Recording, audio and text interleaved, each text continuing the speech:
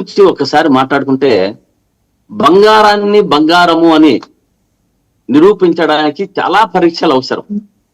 అదే బొగ్గును పరీక్షించడానికి బొగ్గు అని చెప్తే చాలు, దానికి పరీక్ష అవసరం లేదు. మంచివారికి కాబట్టి ఇవన్నీ పరీక్షలు చాలా ఉంటాయి. ముంచేవారికి చేసేవారికి ఏ పరీక్షలు అవసరం లేదని అందరు గమనించాలి.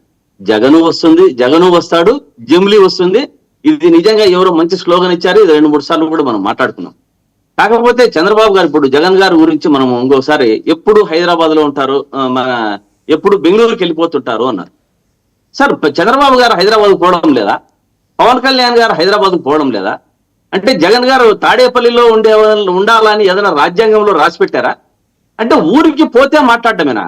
చంద్రబాబు నాయుడు గారు ఎన్నిసార్లు వెళ్తూ వస్తుంటారు, పవన్ గారు ఎన్నిసార్లు వెళ్తూ వస్తుంటారు. అరే, ఇల్లు ఒక చోట పెట్టుకున్న తర్వాత, వ్యాపారం పెట్టుకున్న తర్వాత 10 సార్లకు పోతూ ఉంటారు, వస్తుంటారు. దాన్ని కూడా ఏదో భూతత్వంలో చూస్తూ ఏదో దాన్ని అంతా కూడా అభూత కల్పన మాదిరి చేస్తూ ఉంటారు. ఇది చాలా ఇంతకు ముందు కూడా బాలకోటయ్య గారు మాట్లాడినట్లు చంద్రబాబు గారు ఎందుకు అదాని మీద సిబిఐ ఎంక్వైరీ అడగడం లేదు అంటే, అడిగితే మళ్ళీ స్కిల్ డెవలప్మెంట్ స్కామ్ ఏమన్నా బయటికి తీస్తారనే భయమా? ఎంక్వైరీ అంటే డైరెక్ట్ ఎఫ్బిఐ వస్తుంది. మీరు చిన్న చిన్న విషయాలు ఏదైనా దాని నేను చంద్రబాబు గారు ఎందుకు ప్రశ్నించడం లేదు? చంద్రబాబు గారు ఎప్పుడన్నా మాట్లాడే చూసారా? వచ్చి విచారిస్తుంది, మీరు ఊరుకోండి. అదే అదొకటి. ఇటువంటి విషయాలన్నీ కూడా తెలుస్తుంది ఎఫ్బిఐ. అదే మనము మళ్ళీ నెక్స్ట్ స్వామి గారి గురించి అడిగారు. స్వామి వారు గురించి విషయానికి వస్తే పవన్ కళ్యాణ్ గారు ఒక సినిమాలో చెప్పారు, జల్సాలో, శత్రువును యుద్ధం గెలవాలంటే శత్రువును ఓడించాలి, శత్రువును చంపడం కాదు అన్నారు. కానీ ఇక్కడ స్వామి విషయంలో ఏం జరుగుతుంది అనేది విచారిస్తే, స్వామివారు గత పుట్టినరోజు సందర్భంగా విశాఖపట్నంలో ఒక మాట చెప్పారు. ఆయన విశాఖపట్నంలో నేను ఇది లాస్ట్ పుట్టినరోజు జరుపుకుంటాను, నేను ఇక్కడి నుంచి వేరే చోటికి మన దేశం అంతా తిరిగే పరిస్థితిలో ఉంటాను, నేను తపస్సు చేసుకుంటాను, ఆధ్యాత్మికంగా నేను ఒక రీసెర్చ్ ఇన్స్టిట్యూట్ పెట్టాలనుకున్నాను అని చెప్పాడు. కానీ దాన్ని ఈ యొక్క స్వామి దీని గురించి మాట్లాడుకుంటూ వస్తే ఇప్పుడు స్వామి గారు ఏదో దీని మీద వెళ్ళిపోతున్నారు అని చెప్తున్నారు. పవన్ కళ్యాణ్ గారు నిన్న మాట్లాడారు దేని గురించి? మన బంగ్లాదేశ్ గురించి. నిజంగా మన హిందువులంతా కూడా గర్వపడాలి, స్వాగతిస్తున్నాం, మేము కూడా ఖండిస్తున్నాం. కానీ అదే పవన్ కళ్యాణ్ గారు ఆంధ్రప్రదేశ్ లో స్వామీజీల మీద ఇంత దాడులు జరుగుతుంటే ఏం చేస్తున్నారు అని అడుగుతున్నా. ఈ 99 టీవీ ద్వారా నేను పవన్ కళ్యాణ్ గారు ఎట్లా చూస్తారు ఇది ప్రశ్నిస్తున్నా. దీన్ని కూడా గమనించండి. ఎప్పుడు సనాతన ధర్మం, మనం హిందూ సంస్కృతి సాంప్రదాయాలు అనుకుంటూ ముందుకు పోతున్నారు. మేము నిజంగా స్వాగతిస్తున్నాం.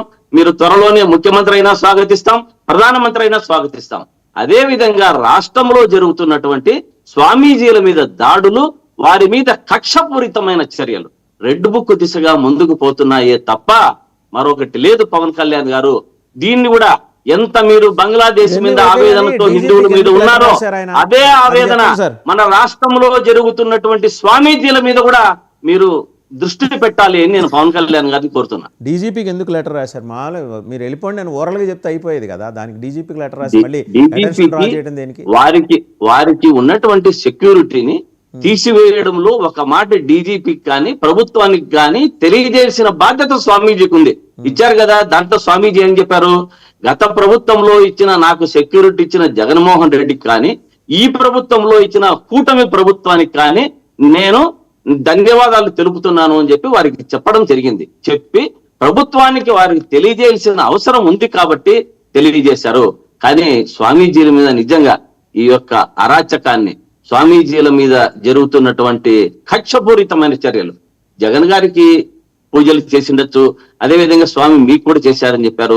స్వామి ఏ పార్టీ వాళ్ళు పోయినా వాళ్ళకి ఇస్తారు. గతంలో ఎర్రంనాయుడు గారు పోయేవారు, ఎర్రంనాయుడు గారి తమ్ముడు ఇప్పుడు కేంద్ర మంత్రి గారు అక్కడికి వెళ్ళేవారు, చాలా మంది బీజేపీ వాళ్ళు పోయేవాళ్ళు.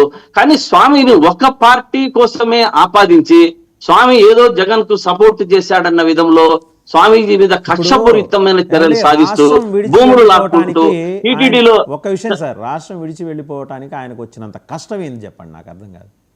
అదే కష్టం ఏమంటే ఇప్పుడు కక్షపూరితమైన చర్యలు తిరుమల తిరుపతి చెప్పండి, తిరుమలలో ఉన్నటువంటి అక్రమ కట్టడాలు అంటే చంద్రబాబు నాయుడు గారి ఇల్లు అక్రమ కట్టడాలని తేల్చలేదా? మంతెన సత్యనారాయణ గారి అక్రమ కట్టడాలని తేల్చలేరా? ప్రజలను పాలిస్తున్న వారే అక్రమ కట్టడాల్లో ఉన్నారు. స్వామిని ప్రశ్నించడం ఏంది, కచ్చపూరితంగా ఆయన్ని తీసుకోవడం ఏదండి? దీని మీద పవన్ కళ్యాణ్ గారు మాట్లాడరా? ఇంతకుముందు రామకోటయ్య గారు చెప్పినట్లు మన రాష్ట్రంలో ఉన్న సమస్యల మీద మాట్లాడి ఇక్కడ ఇంట గెలిచి మరీ రచ్చ గెలిస్తే బాగుంటుంది అన్నారు. బీజేపీ వాళ్ళు ఇంతకుముందు చెప్పారు. ఇంత పవన్ కళ్యాణ్ గారు మాట్లాడేంత వరకు బంగ్లాదేశ్ గారి గురించి మోడీ గారు మాట్లాడినట్లు కానీ ఇంకొకరు మాట్లాడినట్లు కానీ ఎక్కడా బయటికి రాలే. పవన్ కళ్యాణ్ గారితోనే స్టార్ట్ అయింది. కాబట్టి నేను పవన్ కళ్యాణ్ గారిని చెబుతున్నా, రాష్ట్రంలో ఉన్నటువంటి స్వామీజీల మీద అక్రమంగా ఉన్నటువంటి దాడుల మీద, రెడ్ బుక్ పాలన మీద మీరు దృష్టి పెట్టాలి. అదే విధంగా చంద్రబాబు నాయుడు గారు ఉంటున్న ఇల్లుని గాని, మంతన సత్యనారాయణ గారి మీద కానీ మాట్లాడండి. అప్పుడు మేము స్వాగతిస్తాం. కూటమి ప్రభుత్వంలో ఉండి మీరు అంతా ఊరికే ఉండి వేరే వాళ్ళ మీద మాట్లాడుతున్నారు. మీ నాయకుడు ఏం చేయాలో జనం అడుగుతున్నారు. ఆయన ఎందుకు జనంలోకి రాడు? ప్రెస్ మీట్లు పెట్టి దేని మీద మా నాయకుడు ఎప్పుడు నేను చెప్పాను కదా, చేసిన స్టేట్మెంట్ లో ఐ రీట్రైట్, ఎఫ్బిఐ రికార్డ్ చేసిన స్టేట్మెంట్ లో సాగరదాని has mentioned about Jaganmohan Reddy garu for about 9 times, 9 సార్లు ఆయన ప్రస్తావన చేశారు. ఆయనకి ఈయనకి మధ్య నడిచిన ఫోన్ కాల్. సో ఏదైనా మొహమాట వచ్చి రాష్ట్ర